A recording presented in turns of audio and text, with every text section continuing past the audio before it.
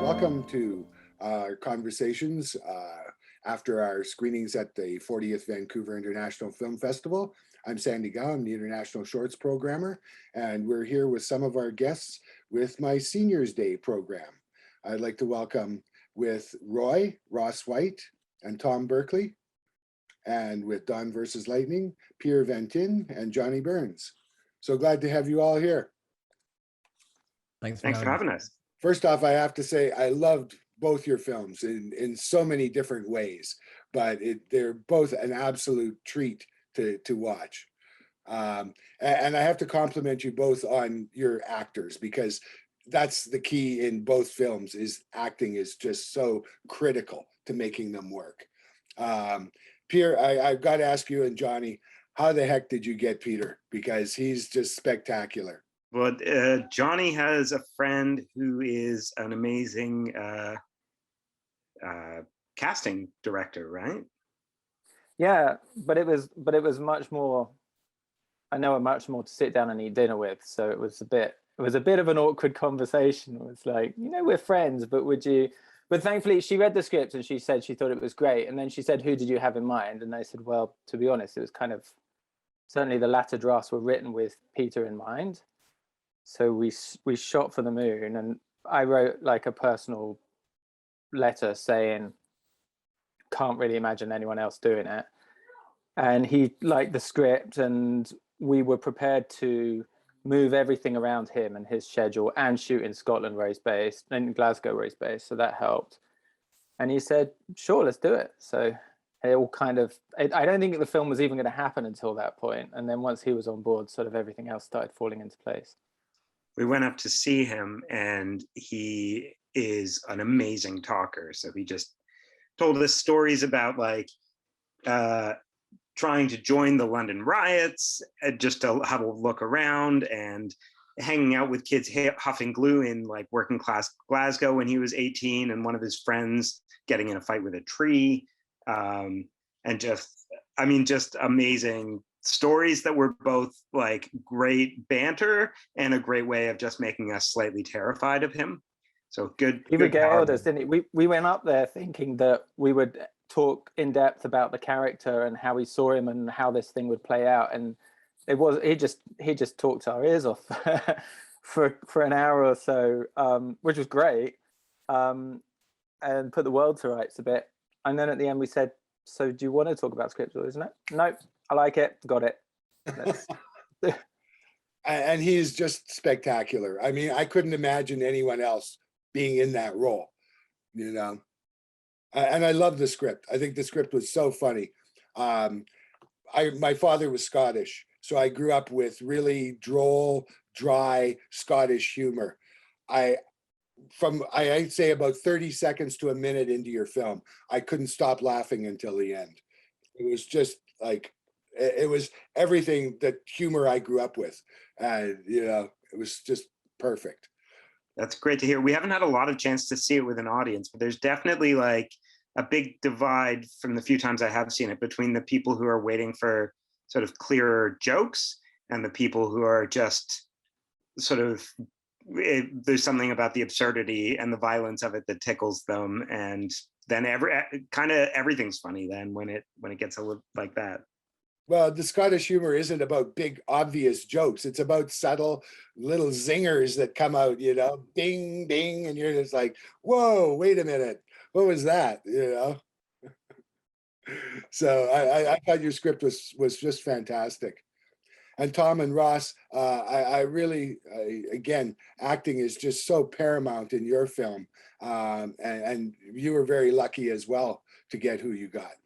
Yeah, we had a sort of a similar situation where we were writing the script pretty much from the get-go, because we co-write together. We found it useful to sort of decide, or at least have a conversation about an ideal casting for the role, just so that we were sort of, writing for the same sort of voice of character. And we sort of talked about David Bradley from the get-go, and we didn't really think we certainly weren't going to sort of like not do the film or anything like that. We were sort of just, it was kind of pie in the sky stuff. And then yeah, I mean, it was a similar situation where we just sort of sent him the script and gave him the pitch and everything, and he was well up for it. And yeah, it was a real coup to have him on board. But yeah, I mean, the camera rarely leaves him in the whole film, and it's very much, it's a sort of it's a very sort of personal kind of, you know, very up close, and it's a very sort of kind of quite naked performance. And I think you really see, we did definitely on set, and I think it comes through. It's like, you know, just how just how good he is. I mean, he's at the height of his powers. He's just such a master of it. And it was just, yeah, it was an absolute joy, I think, for us to work with Ross, I'd say. Yeah, and like you said, Johnny, there, you know, I think it was the same kind of pitch. It was sort of, David, you tell us a time, a place, we'll literally film it in your back room if you'd like. You know, it was sort of just tell us what you need and we'll do it. We'll make it happen. So it was just trying to line all the things up, because he said on set, we were working with him, and he said, well, I'm going off to work with Guillermo del Toro next. He said it in such a non kind of clangy way, but it just was like he was doing that Pinocchio, I think it was the live action Pinocchio, he was playing Geppetto with Guillermo del Toro, and that was a penny drop moment where I thought, we've been so lucky to work with this guy. So it's amazing, isn't it, when you get someone of that caliber? I mean, I was going to say David Breley's amazing in your film. Like there's something about someone who's inhabited that role for so long, that profession for so long, that they just command your sort of focus without really seeming to do anything. It's a very, but I think it's something they must develop. And yeah, you're just constantly aware that actually the best thing for you to do, or I felt the best thing for us to do, was get in the way of it as little as possible when you're when you're up against a talent like that. It's just, you know, he just knows what he's doing, doesn't he? And exactly. And like and working with David on this was interesting, because obviously he's quite famous for some of his slightly more curmudgeonly kind of grumpy old man roles, and the kind of Filch, and then the kind of dark, you know, Game of Thrones, the Walder Frey role. But with Roy, it was that sort of more gentle side to him. And I think that when we met David, he lived in Stratford upon Avon at the time. We met him outside the Royal Shakespeare Company, and again, that was a moment where you're just thinking, you know, that's practically your home from home. And just seeing the warmth of the man and the sort of the generosity of him, it was like, yeah, this is gonna work perfectly. But likewise with you guys, you know, with Peter in your film, like, just, you know, I would remember Peter most from Ned's, was like such a cult classic growing up. I love Ned's. And just yeah, saying that he's got that, as you said, Sandy, he's got that kind of comedy about him that is so kind of dry and kind of dour and kind of a bit you know, straight-faced deadpan comedy that just works so perfectly in your film. Oh yeah. And this is, oddly enough, it's my experience over all the years I've been working with festivals, which is a very long time. And from everybody from, I worked with Sundance for like 8 years, and through you know, Vancouver, Seattle, Palm Springs, AFI in Los Angeles.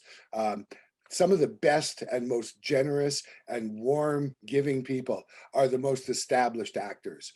It's quite amazing. And the most egotistical are the directors who just made their first big feature and thought, oh my God, I'm God, you know, and everybody has to worship me. And, you know, quite remarkably, some of the most incredibly wonderful people have been people who are so established, and you just think, oh no, I can hardly even talk to them. And they just go out of their way to be nice with you. I just kept thinking that on the shoot, there would just be these moments where I was like, why is he doing this? Why is he actually turned up to do this? He really doesn't need to, you know.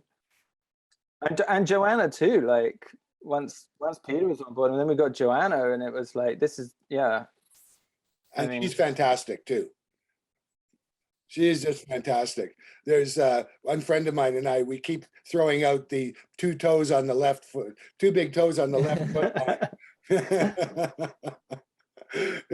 But she's spectacular as well. And again, so established.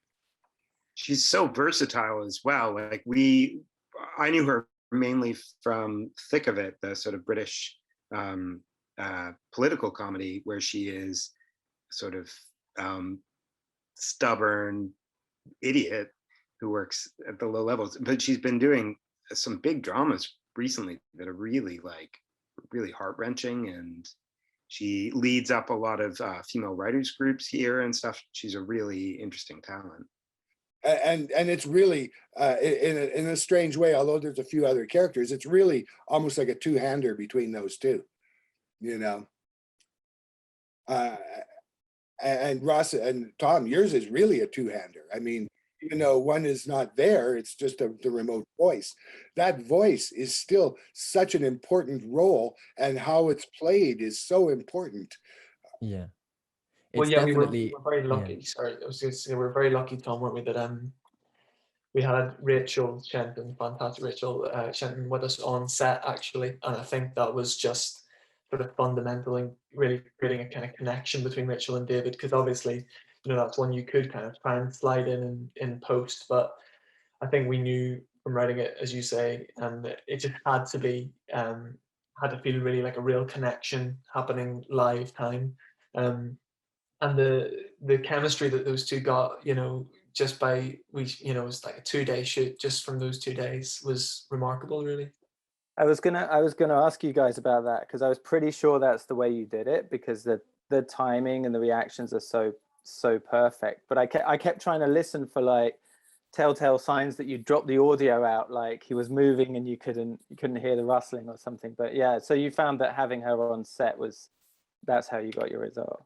Oh yeah, 100%, definitely. I mean, she was yeah, and you know, you don't have long, and that's the thing. Like, there's no time for rehearsal, and we're, you know, everything's we're just trying to sort of scrape it together as much as we can. And you know, the two of them, just like the consummate professionals that they were, just really kind of got down and just kind of got this, as Ross was saying, the sort of rapport between them kind of came just so quickly, and we were able to just sort of dive straight into it, really. And I think it's such a difficult thing to convey, you know, vocally. Like it could really very easily just come out incredibly kind of one level. But yeah, she's I think that having them there and having them in the moment together, I think all the nutrients and stuff that are within that performance, I think they kind of come through. And I think we're definitely glad that we opted to do it that way rather than try and do the sort of the reverse of it.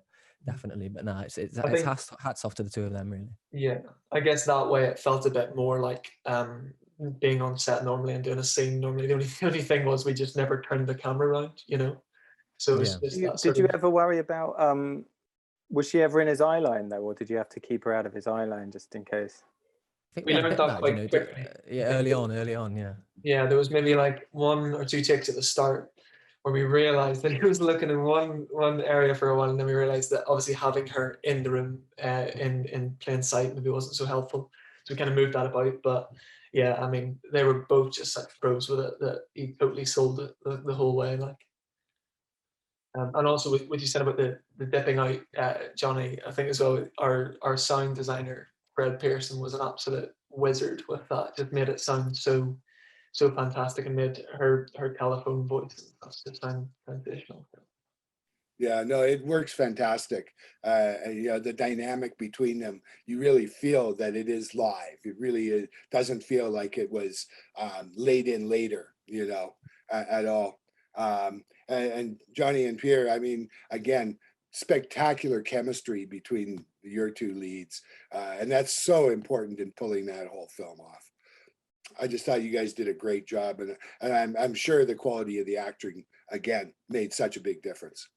I'd like to take a lot more credit for it, but I think, yeah, I mean, right early on, we were supposed to have a rehearsal. We were fit in the wardrobe, and we were going to have a rehearsal, and they both turned up with very clear ideas who the characters were that they'd got from the script, which weren't like exactly how I think we'd been picturing them. So it became a bit of a conversation, but in a lot of ways, I think you know, Peter turned up and was like, this guy's got one pair of trousers and it's that. I don't need any more trousers. That's what, you know, that's what I'm wearing. And had really spent a lot of time thinking into who this guy was that made sense to him. And that's what I mean about, you know, it can be easy to get in the way of that. So while you might have imagined it a certain way and you want to like definitely try and see as much of that come about as possible, I think we learned that we got very quickly, you get much better results with a collaborative like atmosphere where your cast can sort of embody them, and then you're like, oh, I didn't kind of see it in that way, but that really works. What if we, and then it becomes a conversation, and that was really enjoyable, like doing that. But yeah, it wasn't, you know, and you guys, you know, Tom and Ross, you'll probably say the same. When you're working with people at that level, you don't do like a ton of takes or anything. You can't really afford the time for it anyway. But it sort of happens in like 3 or 4 takes. You just sort of hone in on something, and then you're like, that's it. We kind of got that. Yeah. Yeah, it's wonderful to work with really top actors. I have some friends here who are actors and been in quite a few films and plays. And I've learned so much from them and their feedback about acting. And to me, it's vital in a short, because you can have a great script, you can have great locations, you can have, you know, all these other elements, and be let down by your acting in an instant. You know, acting is just, it's so critical to pull everything else together. It's that really key element, you know. And in both your films, I just thought, yeah, that was not only so necessary, but you pulled it off so beautifully. And I just, it's just a treat to be able to present your films. Oh, that's good. Something I was going to say that I think both our films share is that they're both comedies, like, but that they're played completely straight by the actors, and I was surprised we were surprised, Pier and I were surprised at just how naturalistic it got between Peter and Joanna, and our cinematographer John Lynch was also had a hand in that, shoots very naturalistically and responsively. And we'd always seen it, I think we'd planned it a little bit more formal and a little bit more, that the humor was maybe more signposted. And it felt like, oh, maybe this isn't going to be funny. But I think we had a great sound designer, a composer, Lawrence Lovegreen, who we worked with for like quite a long time to actually bring the humor. Like, I think you need to feel the hand of the universe in there as well. That gives you this sort of like surreal. So it was funny. Like, it was absolutely, again, it wasn't necessarily how we'd been picturing it, and it wouldn't necessarily been our first choice. But there was such a strong steer from both the cinematographer and the actors that it felt like resisting that would be a mistake. And there was definitely something amazing happening. But afterwards, we were like, shit, it's a tragedy. It's not really funny at the moment. And then you find other ways to make that work. And actually, in retrospect, I think it was absolutely the right way to do it. You know, you don't need to signpost the humor No, not at all. Not at all. And in both your films, although the locations are very, very different, I thought that they were captured really well and really worked well to emphasize the story. Like Tom and Ross, that his place, the setting inside his suite, you know, his flat is just, it's such a time trip, you know. It just brings about, it emphasizes so many different aspects of the story. Yeah, we had fantastic production designer Rachel Danning, who I think it's just the attention to detail in that, because you stay on him. You know, it's a dialogue heavy film, and there's some long takes, and it was really important that kind of every sort of nuance of that environment was seen to and was thought about. And so, I mean, there's little things, even like the big sort of bookshelf and stuff that was behind him. It was just like the particular kind of covers of the books and everything like that. All of that kind of stuff was taken care of, which, you know, as I say, it is a short time frame and it's a limited budget and stuff like that. But it's the ingenuity and stuff like that of that department is it kind of really makes that, because that is a character, and we really wanted it to feel like he was living kind of in a space that he had once inhabited a lot more joyfully, but he was also kind of still in the shadow of his wife, that was still kind of there and still present in the space as well. And that's quite a difficult thing to achieve without making it too sort of on the nose. And I think she was able to pitch that just right, and I think that came through. It was it is the sort of, apart from David and Rachel and Roy and Cara, it's the main sort of character really. Other than that, in the film, it really sort of is the bedrock for that. Oh yeah, I agree. I even mentioned it in my note because it was so, to me, it was so effective. I was just blown away by that. And it really is a powerful statement. And Pier and Johnny, for years, it really, to me, it's the Highlands. It's that's lovely Scottish landscape, that's another character in its own way. Yeah, I mean, I think there's something so amazing about the Highlands. They're so sort of rugged and resilient, and we thought we tried to kind of create, we always tried to position Don in the Highlands kind of thing. That's where he's sort of at home. So his wardrobe would sort of be similar kind of tones, and when you see him in that environment, he kind of makes sense. And when you see him out of it, he feels all wrong, like in the hospital, he feels kind of all. So we definitely tried to link him to that sort of sense of like timeless granite, like immovable,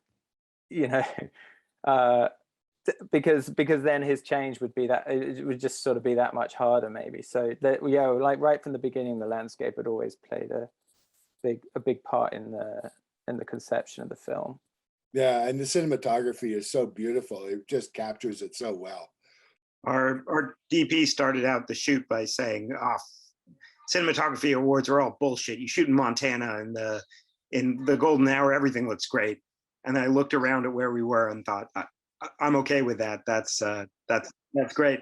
But the first day of our shoot, we got out, hour and a half, 2 hours outside of Glasgow, and found that our sound man hadn't turned up. And suddenly, as we were recording, Peter on our phones and showing him that we were not the slick Hollywood production he was used to, we were questioning whether we shouldn't have set this somewhere a little bit less rugged. That's funny. But yeah, no, it works so beautifully all the way through. I think the humor is just fantastic. The execution in both your films is just spectacular. I was just gonna say it's that first lightning strike and that wide for me is just so perfectly formed and just really caught me by surprise, even though the title is Dawn versus Lightning. It's a proper, and what you said about the music and the sound design, Johnny, as well, I think I think it's pitched so perfectly. It's sort of, you get that with actors like that you get to have a Peter and stuff. I think that grounding in like kind of realism just adds to the humor, because it just means when we get those moments of kind of surreal, kooky, kind of those funny framings and stuff. Well, you've got humor working on like different planes, haven't you? Because you've got the kind of very sort of like, the nuance sort of, as you were saying, the kind of realism that I think is made a lot funnier when you've got the grand kind of almost the physical comedy of it happening, and then the sort of little looks and the kind of interpersonal moments that happen, like just in the sort of in the little dialogue bits and things. And I think that's a real whether or not that was your intention to begin with, like that is a major sort of like, I think that it's they're both elevating the other one. Do you know what I mean? It gets funnier. Those little moments get funnier because of the juxtaposing energy between those two different forces. Well, and the comedy in both your films works so differently. Tom and Ross, yours is so much about little tiny dynamics between your two leads, and those little inflections is so beautiful. Whereas Pierre and Johnny's, there's a little more physical comedy as well involved in that. I have to say one of my favorite scenes is the very last one in the boat, where where you're not expecting the lightning strike to come, you know, and he's like, oh, my sandwich just it's just priceless. Yeah, but yeah, I love the way the comedy works so differently, but yet you both handled it so effectively. And thank you both for your wonderful films. Really appreciate being able to show them.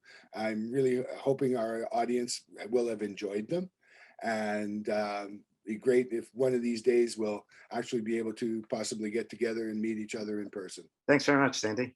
Thank you. Yeah. Thank you, Sandy. Thank you so much. Nice to meet everyone. Thank you.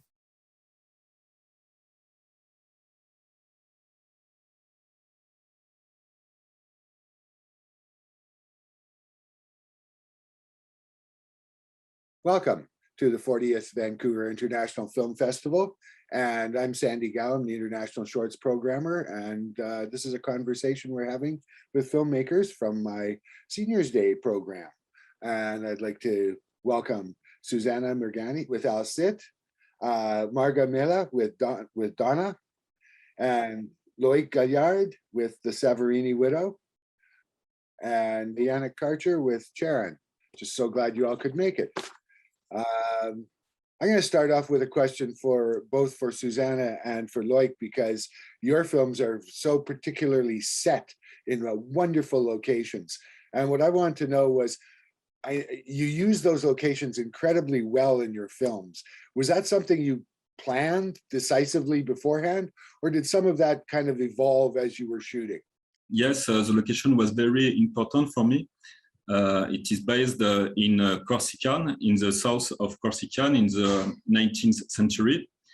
And it was very important for me because it's a very beautiful landscape, and a very beautiful cinematographic landscape, and very wide landscape. The Corse is an island based in the south of France, who are very Mediterranean. In the characters are very Mediterranean, and I thought that the location influenced the story. That's why I really wanted to shoot here. Yeah, and it's an absolutely spectacular location. I love the settings, the buildings, and your cinematographer was fantastic. He really captures the location so beautifully. Yeah, but also just, I thought just even some of the scenes, like where she's walking down that long row sort of path back home several times, and you get the whole landscape. It's really spectacular. Yes, this is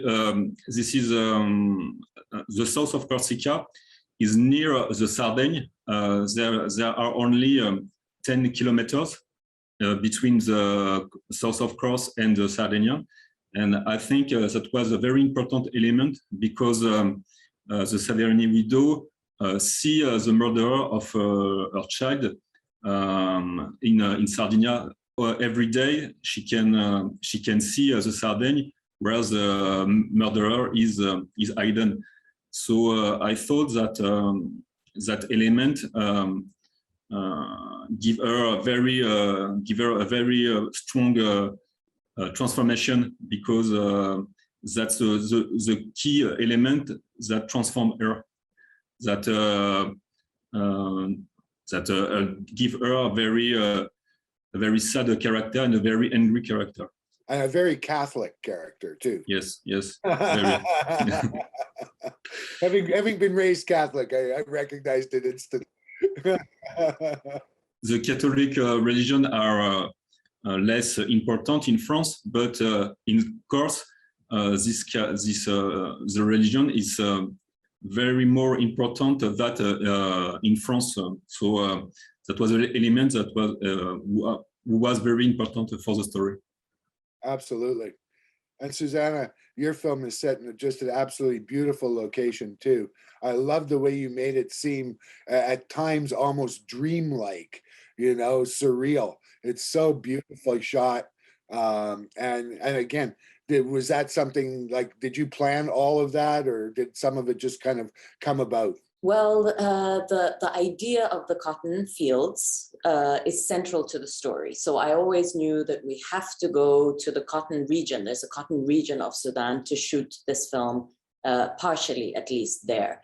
And I remember going to cotton fields as a kid and just being blown away. I don't know who here has visited cotton fields. And in Sudan, we have long stem cotton.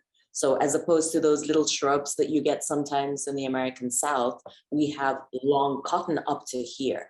And it is just magical to look at these little buds. So I remember seeing that as a child and just, I was hooked. It's in my imagination. And this is when I wrote the story, I knew that it had to have something to do with cotton.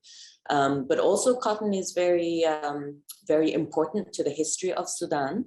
It has a very troubled history, the industry, because on an industrial level, it was by the British colonial project that extracted the cotton from the country. So they would come with all their know-how and development and, everything set up beautifully, only to take the product out of the country and not leave anything for the villagers, which is why the grandmother, El-Sit, is so suspicious of this young businessman. Even though he is Sudanese, even though he is from the village, he comes as an exploiter. She sees him as a neo-colonialist. So, and when we got there, I'm actually currently based in Qatar, in Doha, in Qatar. But we went to Sudan to shoot the film. So I knew that we had to go to the cotton fields, and we were asking people like, what can we do about this? And my production manager is like, well, why can't you just shoot in my farm? I have a cotton field, So it worked really, it dovetailed really nicely that we shot all the cotton, and which meant that we got to hang out with his relatives. We stayed. So we don't have a film industry in Sudan, but we have a huge communal kind of, this turned into a communal project because everyone who worked on the film also contributed to the film over and above their role. So the locations, the cotton fields were all our production manager, and then the house that we shot in, that central scene, that is the house of our costume designer. He's like, use my granddad's house. So it just worked out really nicely. Even though we don't have a film industry, we make it work, and we make it work extremely well. And you did. Fantastic. I have one question I really was curious about was how many of your cast were amateurs and how many were professionals? Because it seemed to me that most of them were not professionals. Most of them, it's their very first time. All the kids, all the young actors, including the businessman, including the central characters and her friends and her young love interest, this is all their very first acting role. As I said, we don't have a film industry, so acting is not a thing. We had to hold auditions to get our younger characters, and only 5 girls showed up as candidates for the main role. Only 5, because again, acting is not a thing. So it's not something to attract actors, and it's really not something that families necessarily understand why, they would put their child in this kind of situation. For the young man's role, the businessman's role, we got many young men who are, in their prime. This is their time. They're in their prime, and they wanted to be actors. And then all the older actors, the grandmother and the parents, and the older man who comes to visit her in the beginning, they're all stage actors. They all work for the stage. So there was some experience there, but I could sort of tell. I've played enough shorts and watched enough shorts where most of the cast is amateurs, but I have to say you did a fantastic job directing them. You really wouldn't know normally, unless you're very attuned to the fine nuances of things. Yeah, I thought they all did a great job. As I like to say, they embodied the roles that they are. So the 15-year-old girl in this situation, that's her life. She may not have an arranged marriage, but she understands it fully. And so does the grandmother. She understands the role. Absolutely. And that's so key. You know, that's really key to it, to making it work. And Marga, your film is so different, but again, acting is so important in your role. Your lead is just, she's spectacular. That's all I can say. She was spectacular. She floored me. Well, the first time I saw it, I at the end of it, my mouth was just a gap. I was like, are you kidding? First off, what a story. But secondly, what a performance. Man, you were so lucky. Yeah, I am.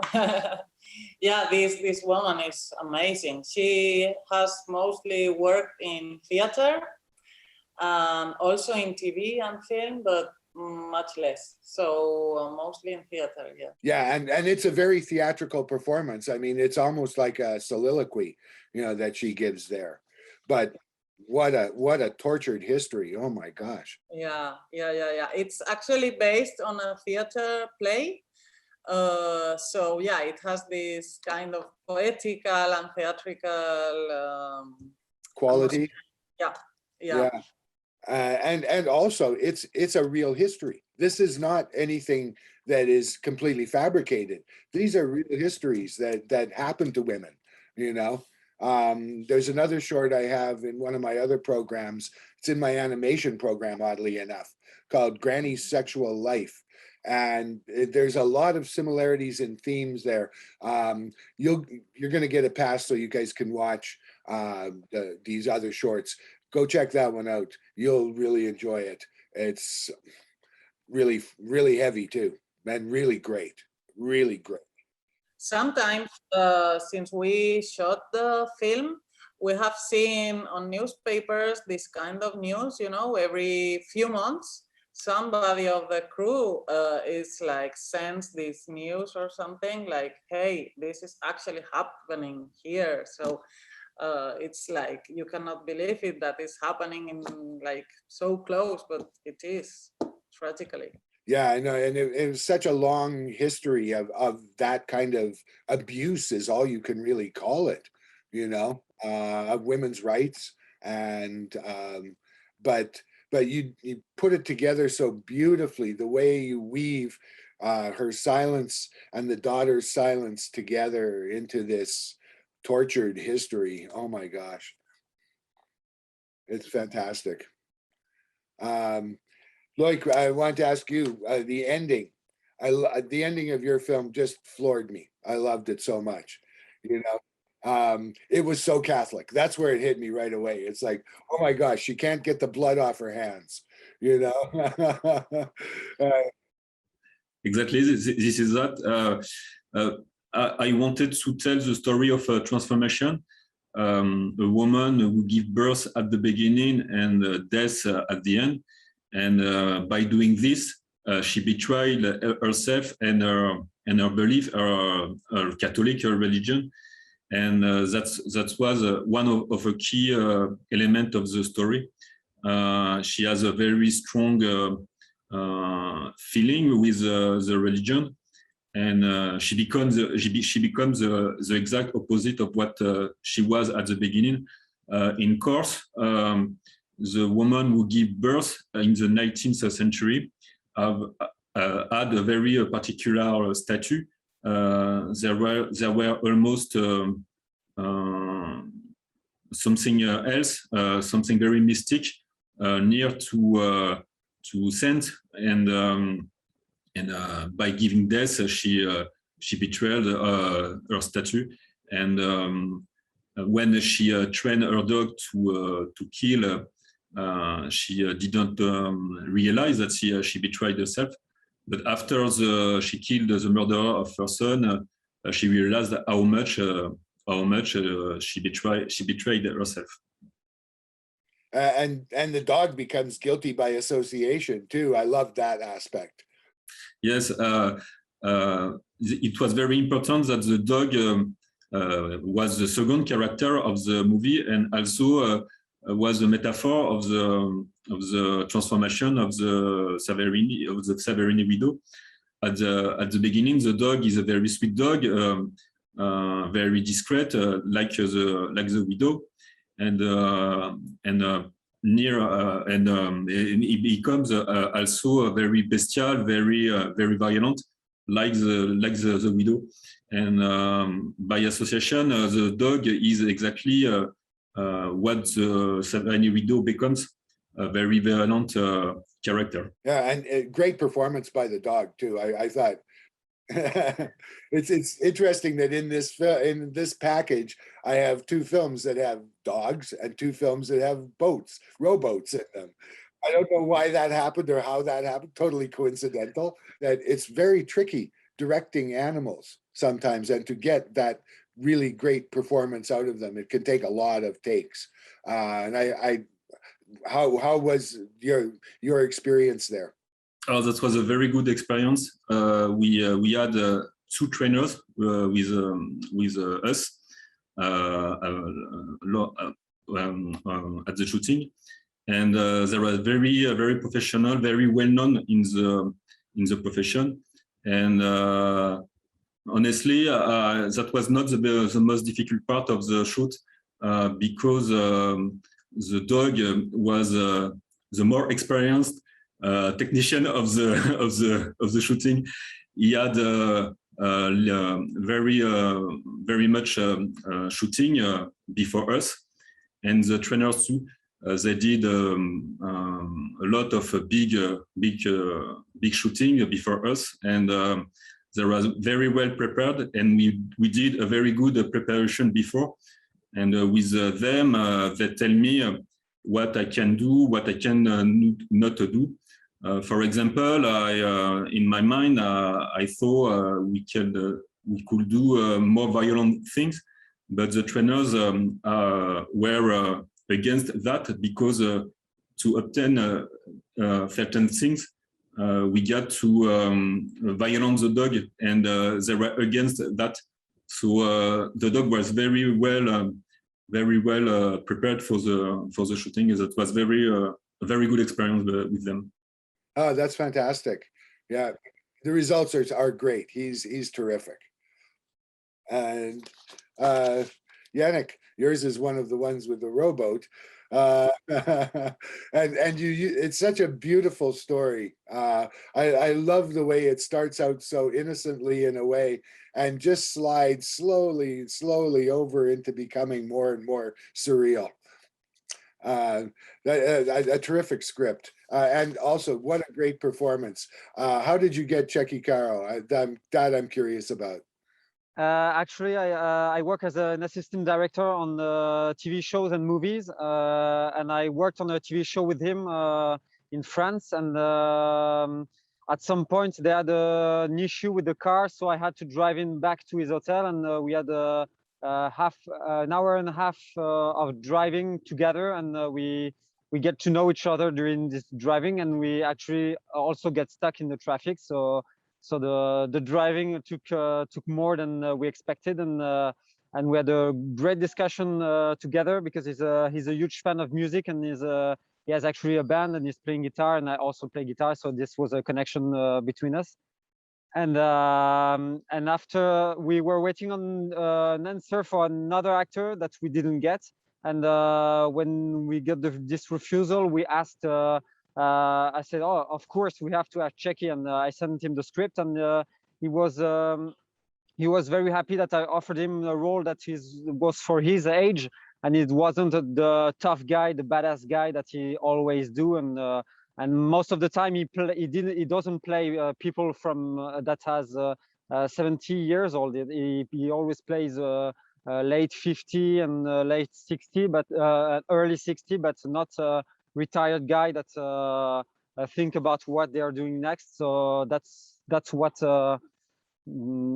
why he said yes to us and participate to the project.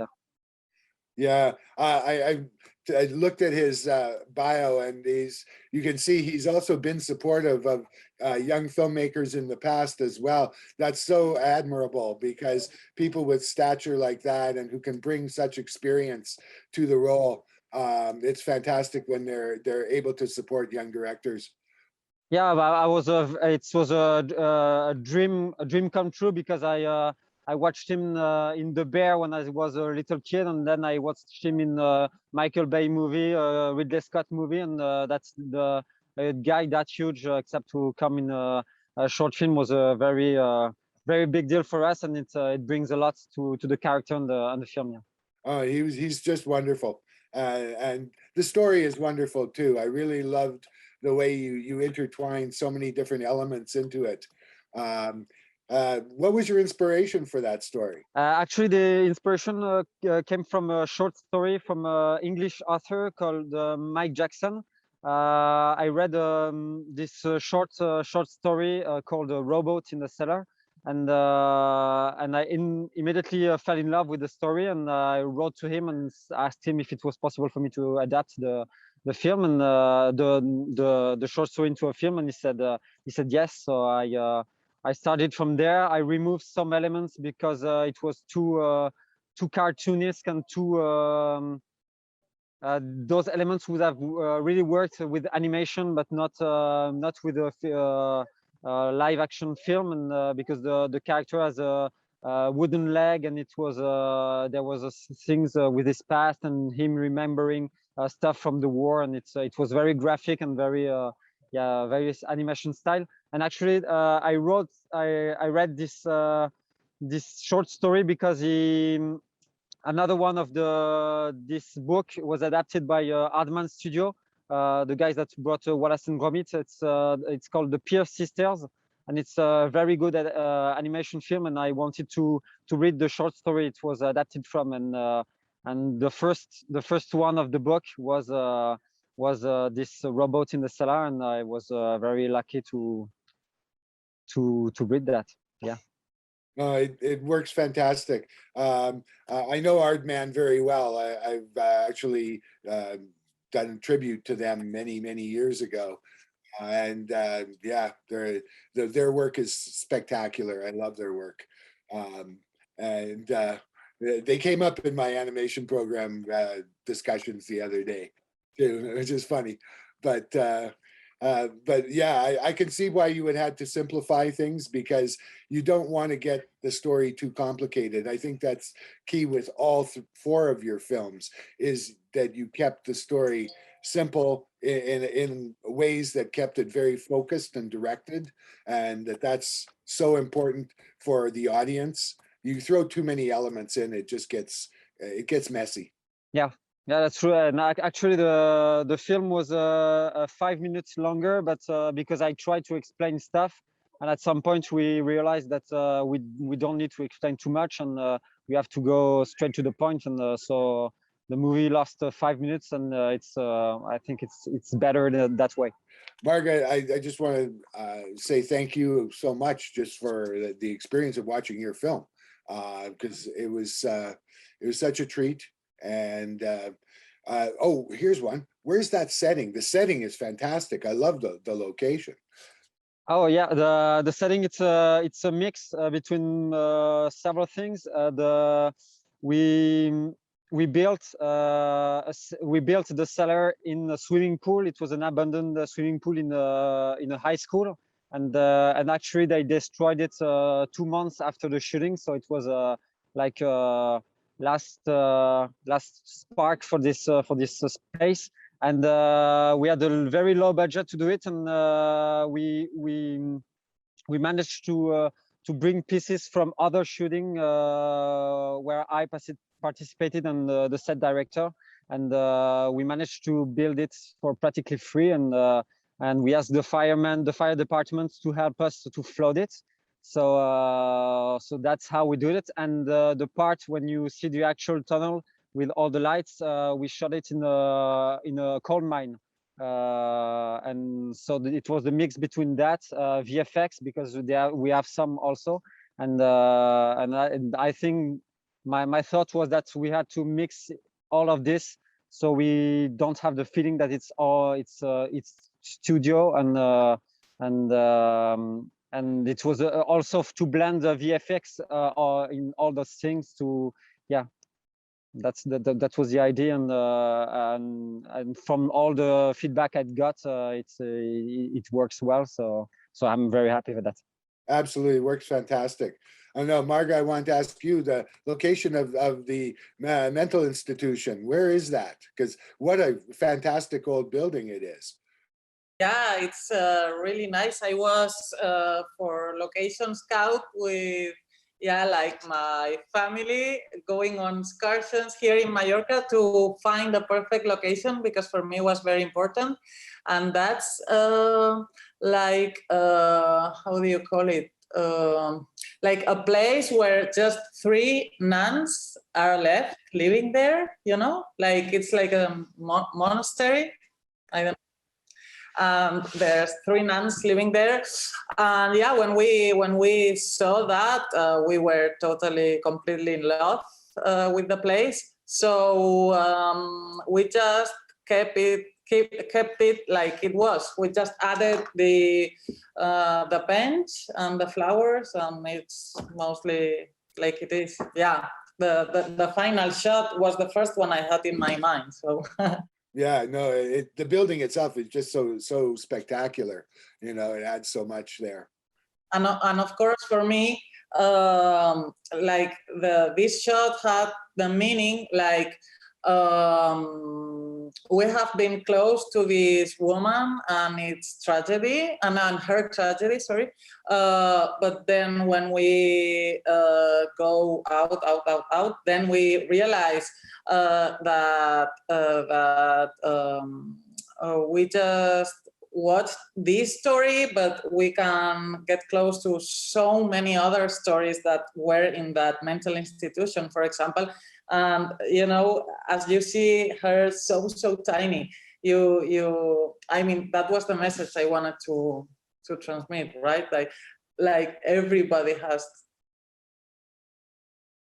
All the people, when you're zooming out, all the other people have stories too that we don't get to explore, but we know they have them. Yeah, like that was my intention. Yeah. Yeah, no, it's beautiful. So I think we have to call it here. I thank you all so much for your wonderful films and for this discussion today. I'm so glad we got to have some time together. Thank you so much. Good to see you. Bye, Sandy. Thank you. Bye-bye.